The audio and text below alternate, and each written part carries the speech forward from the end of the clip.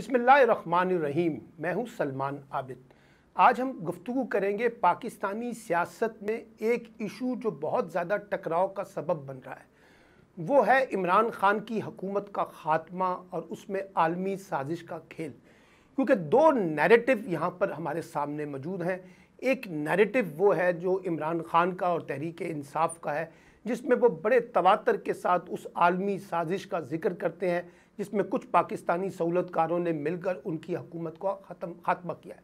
और दूसरा नैरेटिव जो आज की हुकूमत है उसका अपना है, या इस्टेब्लिशमेंट के अंदर कुछ लोग ये समझते हैं कि कोई आलमी साजिश नहीं हुई, बल्कि इमरान खान एक पॉलिटिकल स्कोर करके अपने आप को मजलूम बनाकर पेश करने की कोशिश कर रहे हैं। ख्याल ये था कि ये मामला बहुत आगे तक नहीं जाएगा, और हमने देखा कि जिस तरह से इमरान खान ने अपने एक सियासी नैरेटिव इसकी मदद से बनाया है, उसने एक बहुत बड़ा पॉलिटिकल नैरेटिव को तो रीबिल्ड कर दिया है। इमरान खान की मकबूलियत भी बहुत ज़्यादा माजी के मुकाबले में बड़ी है, और उनके बड़े बड़े जलसे भी जाहिर करते हैं कि उनको पॉपुलैरिटी मिल रही है।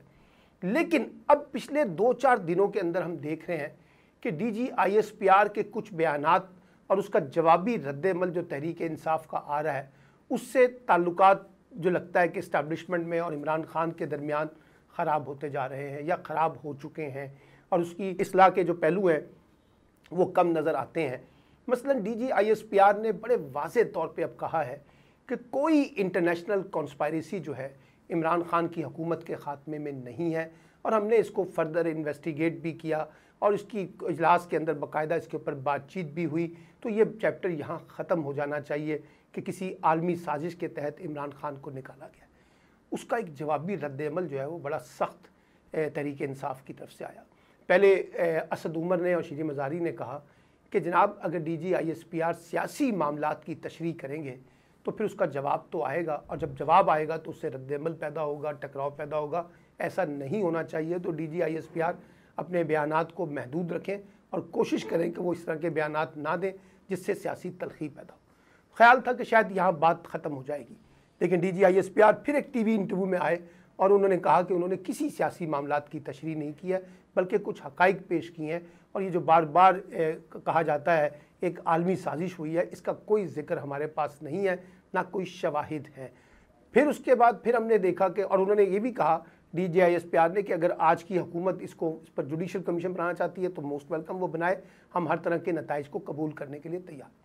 उस पर कल इमरान खान साहब ने भी एक वीडियो फिर जारी किया।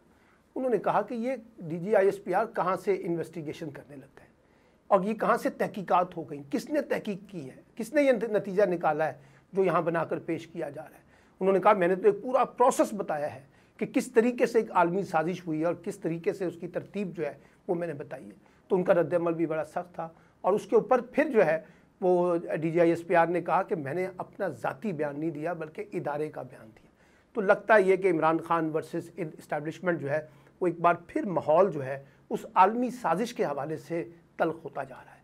देखिए, एक बात हमें समझनी होगी, एक पूरी कोशिश होगी आज की हुकूमत की कि किसी तरीके से वो इमरान खान और इस्टेब्लिशमेंट के दरमियान टकराव पैदा करें, तनाव पैदा करें, उसमें बदमज़गी पैदा करें, गलतफहमियाँ पैदा करें, और ये गलतफहमी किसी भी लिहाज से पाकिस्तान की सियासत, जमहूरियत और मुल्क के मफाद में, रियासती मफाद में नहीं है। ये नहीं होना चाहिए, और ये बात खुद DGISPR समेत इस्टेब्लिशमेंट को भी समझनी चाहिए कि अब ये जो पॉलिटिकल नैरेटिव बन गया है इंटरनेशनल कॉन्स्पायरेसी का, इसका ताल्लुक या इसका रेजोल्यूशन जो है वो शायद अब जुडिशल कमीशन नहीं हो सकता, अब शायद कोई कानूनी इन्वेस्टिगेशन नहीं हो सकती। ये वक्त गुजर गया है, क्योंकि इमरान खान ने इस लड़ाई को एक सियासी लड़ाई में तब्दील कर दिया है, और लोग पॉलिटिकल नैरेटिव जो है उसको बिल्ड करने में कामयाब हो गए हैं।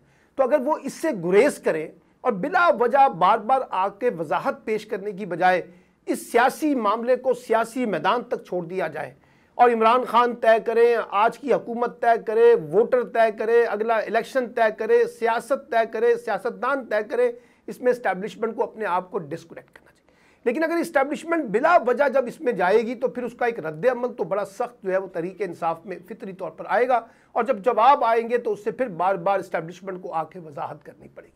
तो जो मैं समझता हूँ कि दुरुस्त हिकमत अमली नहीं है, और जिसने भी उनको ये मशवरा दिया है कि वो बार बार आकर इसकी वजाहत करें, वो उनका दोस्त कम है, दोस्त नहीं है। बल्कि वो चाहेगा शायद कि ये माहौल में तलखी पैदा हो। तो इस लिहाज से मैं ये समझता हूँ कि जो DGISPR वर्सेस इमरान खान या इस्टेब्लिशमेंट वर्सेस इमरान खान, ये चीज़ें जो चल रही हैं ये दुरुस्त नहीं है और ये नहीं होनी चाहिए। लेकिन माहौल सियासी तल्ख होता जा रहा है। एक तरफ 13 जमातें हैं जो इमरान खान के ख़िलाफ़ खड़ी हैं, और दूसरी तरफ जब DGISPR आके ब्रीफ करते हैं तो लगता यह है कि इस्टेब्लिशमेंट भी इमरान खान से नाला है, खुश नहीं है, और उनके बार बार के जो पॉलिटिकल नैरेटिव बिल्ड कर रहे हैं उस पर उनके एतराज़ात हैं। और ये तासुर दिया जा रहा है कि जैसे शायद इस्टेब्लिशमेंट भी जो है वो इस सहूलतकारी के तौर पर इस्तेमाल हुई है या उस खेल का हिस्सा थी जो इमरान खान की हुकूमत गिरी है। बहुत से लोग ये कहते हैं कि पाकिस्तान में कोई बड़ी तब्दीली या हुकूमत की तब्दीली किसी सियासी आइसोलेशन में नहीं होती, उसके ताने बाने यकीनी तौर पे हमारी इस्टेब्लिशमेंट के अंदर भी जुड़ते हैं। यही वजह है कि लोग जब इमरान खान की हुकूमत की खात्मे की बात करते हैं तो उसमें इस इस्टेब्लिशमेंट का किरदार भी सामने आ जाता है। किस तरह से ये इत्तेहादी जमातें जो इमरान खान की थी, ये किस तरीके से फौरी तौर पर इमरान खान को छोड़कर उस वक्त की अपोजिशन के साथ मिल गई, और फिर जिस तरह से तहरीक अदम-ए-इत्तेमाद का पॉलिटिकल एडवेंचर खेला गया, सियासी मुहिम जोई खेली गई, जिस तरह से रिजीम को चेंज किया गया, वो सारी बातें जाहिर करती हैं कि कहीं ना कोई चीज़ किसी ना किसी को फैसिलिटेट तो कर रही थी। कोई तो था जो पर्दे के पीछे स्क्रीन चला बैठा हुआ था, कोई बटन उसका दबा रहा था, कोई बटन को रिमोट कंट्रोल के ज़रिए चलाने की कोशिश कर रहा था। ये सारी बातें हैं। तो इसलिए मुझे लगता है कि ये जो सियासी माहौल में तलखी आ रही है ये नहीं होनी चाहिए। रेजोल्यूशन इसका क्या है, वो इमरान खान कहते हैं कि नए इंतखाबात हैं, हुकूमत कहती है कि इंतखाबात 2023 में होंगे। लेकिन एक बात तय हो चुकी है कि ये जो टकराव है इसका फ़ैसला अब शायद जुडिशल कमीशन पे तो नहीं हो सकता, अगला इंतखाब फैसला करेगा कि इमरान खान का जो मौक़िफ़ है उसमें कितना वज़न है, वोटर ने कितना उसको बाय किया है, और वो वाकई समझता है कि इमरान खान की हुकूमत को बाहर निकाला गया है अमेरिका के एमा पर, तो फिर आपको सूरत हाल बड़ी वाज़ेह हो जाएगी। ये जो बहुत सी बातें हैं कि इमरान DGISI के जो साबिक थे उनका दौरा काबुल, अफ़गानिस्तान के हालात, DGISI की तकरीरी, पाक अमेरिका ताल्लुकात, पाक इंडिया ताल्लुकात, कश्मीर का मसला, ये सारे वो मसाइल हैं, पाक चीन दोस्ती, वज़ीर आज़म इमरान खान का दौरा, रूस, ये सब चीज़ें ज़ाहिर करती हैं कि अमेरिका भी इमरान खान की हुकूमत से नाखुश था। और ख़ास तौर पे ये जो डॉक्यूमेंट आया था, जो मरासला आया था, उसमें जब ये लिखा गया था कि अगर आप तहरीक अदम-ए-इत्तेमाद को कामयाब बनाएंगे तो ये नतीजा होगा, और तहरीक अदम-ए-इत्तेमाद नाकाम होगी तो ये नतीजा मिलेगा। और जो डिप्लोमेटिक लैंग्वेज थी उसमें जिस अंदाज से हमने देखा रूड किस्म की गुफ्तगू थी, जिसकी वजह से ही फिर अमरीकी सफारतकार को बाकायदा एक मरासला जारी किया गया। तो ये जाहिर करता है कि सारी सिचुएशन जो है ये हमारे कंट्रोल में नहीं रही, और इसमें यकीनी तौर पे कोई बाहर के ताने बाने थे। लेकिन अब देखते हैं कि इस लड़ाई का जो इस्टेब्लिशमेंट वर्सेस इमरान खान आलमी साजिश के हवाले से चल रही है, इसका अमली नतीजा क्या निकल के आता है और कौन किसके ऊपर अपनी बर्तरी साबित करता है।